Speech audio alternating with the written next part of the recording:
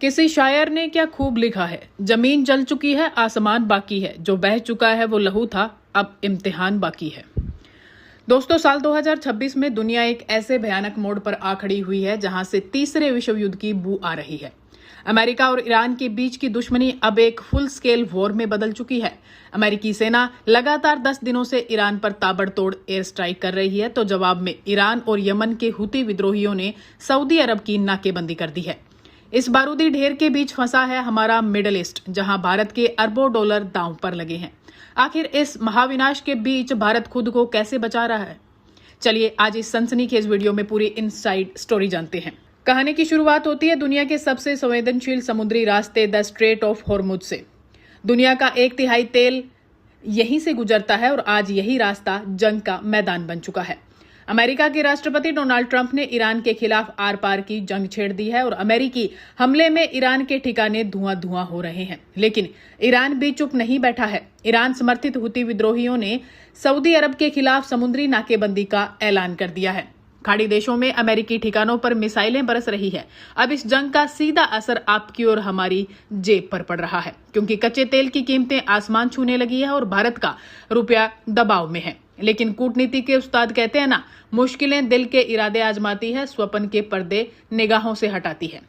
भारत ने इस मंदी और तेल के संकट से निपटने के लिए अपना बैकअप प्लान एक्टिवेट कर दिया है। दोस्तों, इस पूरी जंग में भारत का सबसे बड़ा रणनीतिक पार्टनर सऊदी अरब इस वक्त बेहद नाजुक मोड़ पर है। भारत ने हाल के सालों में सऊदी और यूएई के साथ मिलकर करोड़ों का निवेश किया था। जो India middle east Europe economic corridor बनने वाला था, वो इस जंग की वजह से खतरे में दिख रहा है। लेकिन यहाँ भारत की कूटनीति की तारीफ करनी होगी।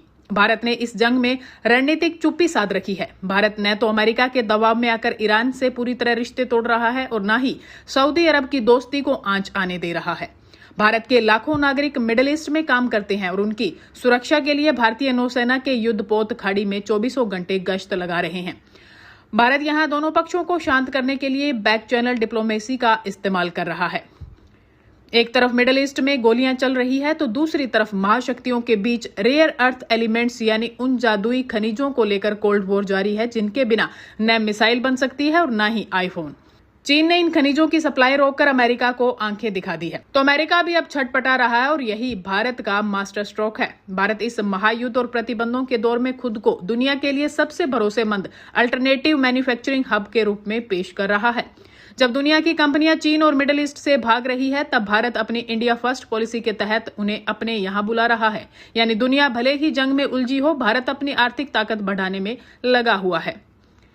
साल 2026 की भू राजनीति यह साफ कर चुकी है कि अब भारत किसी महाशक्ति के पीछे चलने वाला देश नहीं रहा, बल्कि खुद दुनिया की दिशा तय करने वाला ग्लोबल लीडर बन चुका है। चलते चलते भारत के इस जज्बे को सलाम करती ये लाइनें, ख्वाहिशों से नहीं गिरते हैं फूल झोली में, करम की शाख को हिलाना होगा। कुछ नहीं होगा अंधेरों को कोसने से, अपने हिस्से का दिया खुद ही जलाना होगा। दोस्तों, आपको क्या लगता है कि क्या अमेरिका ईरान की ये जंग रुक पाएगी और क्या भारत इस संकट में खुद को सुरक्षित रख पाएगा? अपने विचार कमेंट्स में जरूर बताएं। इस वीडियो को बनाने में बहुत रिसर्च लगी है, इसलिए लाइक और शेयर करके हमारा हौसला बढ़ाएं और चैनल को सब्सक्राइब करना ना भूलें। मिलते हैं अगले वीडियो में। जय हिंद।